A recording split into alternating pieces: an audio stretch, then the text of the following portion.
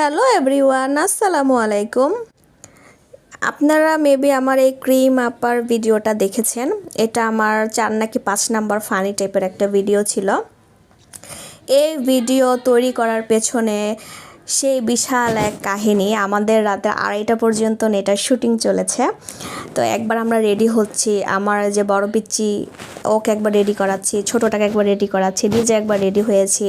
তো যখন ক্যামেরার সামনে বসে বসে যখন ডায়লগটা আসতেছে বলতেছি, বারবার এটাকে রিপিট করা লাগতেছে, হচ্ছে না, এই সমস্যা ওই সমস্যা, এরকম অন্তত পক্ষে 10 থেকে 12 বার এরকম হয়েছে আমাদের।